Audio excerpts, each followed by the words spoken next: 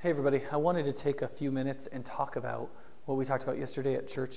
Sometimes these are called the second pass, but the content here isn't from the scripture I was preaching, but I wanted to fill out a little bit what I shorted myself on time-wise yesterday. I talked a good bit about the difference between building a gospel-centered model of ministry in a church and a consumeristic model of ministry in a local church, and how important it was for us not to build a consumeristic model because of all the things they'll do. And if you didn't hear about that, then I would check out the sermon from this last Sunday, November 12th, I think it is, or 13th maybe. What I want to do is just go through with you just for a few minutes the church model that we've been working on for a while, and so you can understand kind of how things are going. Over here I put kind of the mentality behind what we're trying to do. That is, we want to have a really God-centered focus as a church. We want to make sure people believe that the gospel is about God, not about us. And we want to become less self-focused and more God-focused, more gospel-focused, more world-focused, more eternity-focused. Like I read from Colossians 3 yesterday, so that we could really set our mind on things above, because Christ is our life. And that people are going to be happiest, holiest. They're going to serve their neighbor. They're going to love God. They're going to be what we were made to be when they really have a God-centered focus in their life. And that's going to come from a gospel-centered ministry. That our strategy with people is to point them to God, but to do so through the gospel. Because the gospel is God's greatest revelation to us. How he thinks about us, how he feels about us, where we are in relation to him, how graciously he wants to redeem us and redeem the world with us and through us. And so as a church, we want to have a very God-centered focus. We want to have a very gospel-centered strategy. And we want to focus on the gospel, building character into people. That our ministry is a virtue-based model. That is, we take the long view, not the short view. We realize that things that we plant now are going to come to the real fruit 20 years from now, 15 years from now, 10 years from now. And if we say, what'll work right now? We might be able to get some measurable increase right now, but down the road, we're not going to see what we need to see. People aren't going to develop in their faith. We're not going to have leaders 10 years from now on the level that we'll need them. We're not going to see people released out into church planting and missions and different kinds of ministries. We're not going to see families get particularly much better, and we're not going to see marriages get much better. We're not going to see young people harnessed in all God called. The things that we really want to see, the world-changing things, those don't really happen, at least not on scale.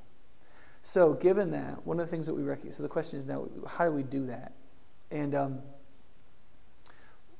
the way that we've broken this down in elder discussions and in model discussions is that people need to connect, they need to grow, and they need to serve. I don't know if we'll stay with that language all the way through, but they need to connect with God. You can't know God without connecting through salvation by faith alone. That is, that we have a connection with God. It's not just like a human relationship, but it's a real relationship in that we hear from him at least in Scripture and in preaching and in knowing his will for our lives, and also with some kind of mystical union as well, but also that we become related to God in the way we weren't before. And then also that we connect with other people, because community is necessary for people. And I'll get into that in just a second. Under grow, that we really have to understand the gospel and know the Bible. And under serve, we need to grow in compassion. And that happens from acting like we have compassion. That is, it starts out with a commitment to be loving, which comes from Jesus. Jesus says, look, I first loved you. Now you give what I've freely given you. I loved you. Now you love others. And so we can get an ideological commitment of, okay, Jesus told me to go out and love people, so I need to go do it. But we won't actually feel it happen inside of us until we participate in it. And so the actual participation in serving others is what we need to actually grow in compassion and to serve and influence the city around us.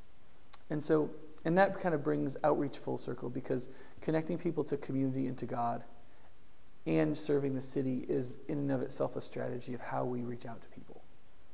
What that means is if we really believe we need to connect people to others who love Jesus and to Jesus himself, then one of the things we're going to have to excel at is hospitality. The word hospitality in the Bible comes from the word the love of foreigners. And it's the idea that there's somebody who's on the outside and they come to the community and you welcome them in like they're part of the community even though they're a foreigner.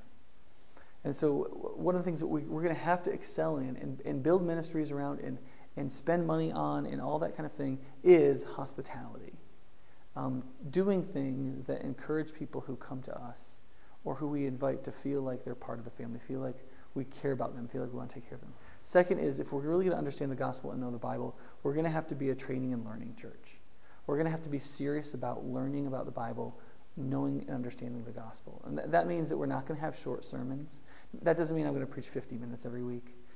So please understand, I know I need to do some work too here, but we're always going to have substantive preaching. We're always going to have places where teaching is happening, retreats and ABFs and weekend studies of the Gospel of Mark and small group studies and these kinds of things. And not just because, well, we're Christians and we do studies. No, but because understanding the gospel and knowing the Bible is integral to a virtue-based change that's a gospel-centered strategy. And so we have to be a training and learning church. We have to constantly be lifting that up and making it not as least arduous as possible for people, but also as substantive as possible for people, so that they can understand the gospel and know the Bible. And then we're going to have to engage in sacrificial service to grow in compassion and serve the city. Now, what that's going to look like is that we're going to have some kind of hospitality ministry.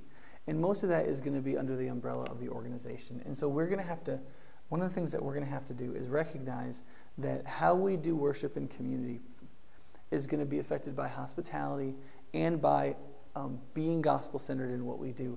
And in order to do that, right now at least, we're doing it through the church. And so what's necessary is point 2 from yesterday, and that is to rebuild the organization.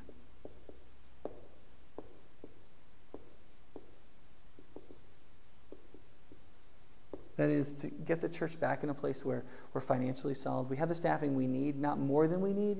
We want to keep the church a lay-driven, a people-driven church, not a staff-dominated church. But there's a certain amount of staff we're going to need just to be organized and just to make sure that people are treated hospitably and these things can happen and run. And number 1 that I said yesterday is a continued and a deeper commitment to a gospel-centered ministry. And now that's not a structure, that's a focus, that's a mentality that we all have in how we preach things and how we include people in community, the sorts of things we study, how we focus on focusing on the gospel and how we study things. Then third is a growing and deeper commitment to small groups. Because you see community here, and then there's this need for study and training and learning, and then we need to be, this is all best accomplished in number 3, which is a commitment to small groups.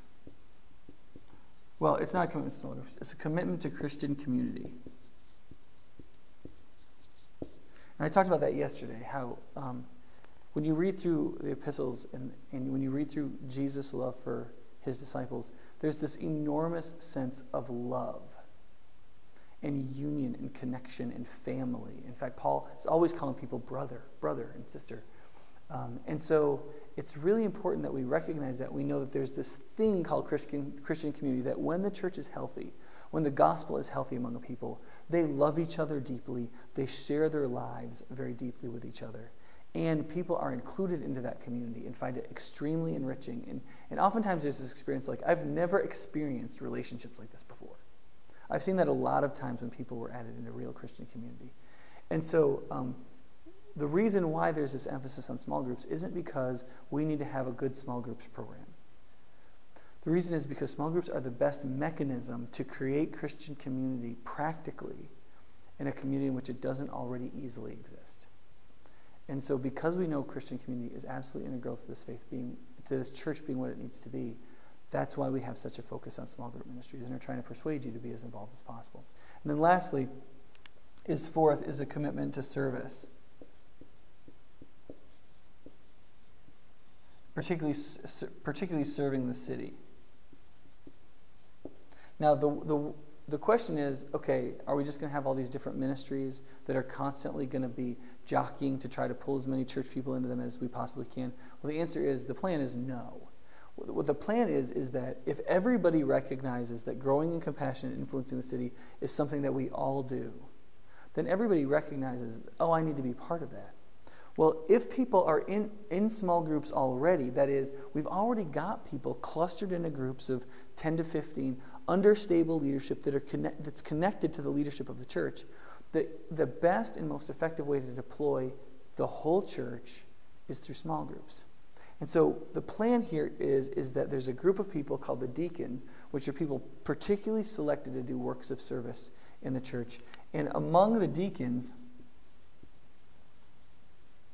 there is the organization to organize service project, organize where we need help, and then to work to deploy the small groups into the works of service, so that there's this connection between the small group leaders and the deacons, so that people can flow freely into and out of these service opportunities, so that we can take on service opportunities that require people coming week after week after week. Because one small group probably can't do a particular ministry week after week after week. But if the deacons, we consider it's worthwhile, then there's 35 small groups that a portion of them can serve a particular ministry week after week. And we can do things we could never do without this kind of organization. And one of the things I said yesterday was, that's going to take some time. All of these are building. Our hospitality community, or our hospitality ministry, is really poor right now. The church is growing, but it's not growing commensurate with the number of visitors we're having. Tons of people are visiting High Point and not staying. And they're just not talking to anybody. They're not connecting with anybody. And so our hospitality ministry is going to have to get better. And we're trying to work on that right now. Small groups are doing pretty well. To have 430 or so signed up for Gospel in Life, to have 330 get into long-term small groups when we had 100 before, that means we increased the size of small groups by 200%. That's pretty good. We're pretty excited about that.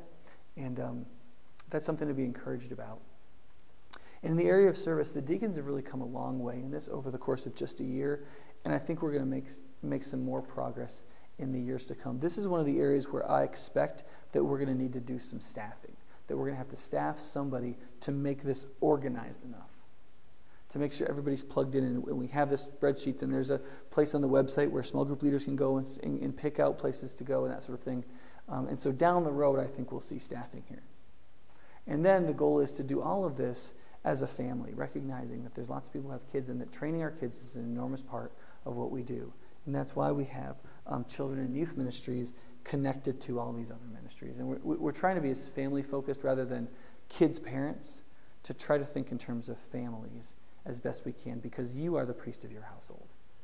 The dad is supposed to be the priest of his household. The mom and dad are the main spiritual nurturers of their children, and it's our job to partner with you to do that.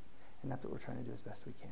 So hopefully when you look at that, you can see why we're doing what we're doing, what our hopes are. Hopefully that inspires you that this is what we're trying to do. I think that's the right thing to try to do. And I think people will respond to it over time. I think that it'll cause steady growth rather than fluctuated growth. But I think it's also going to lead to some destabilizing things like going to 2 services, and there'll be staffing changes over time and stuff like that. But I think they're going to be good, and they're going to be well thought out, and I think that they'll create inspiring results. And I think that we have to trust that God is going to bless us when we do what He told us. And if we have a God focus in terms of leading people to Him, and if we have a gospel-centered strategy in how we do it. Put in some comments.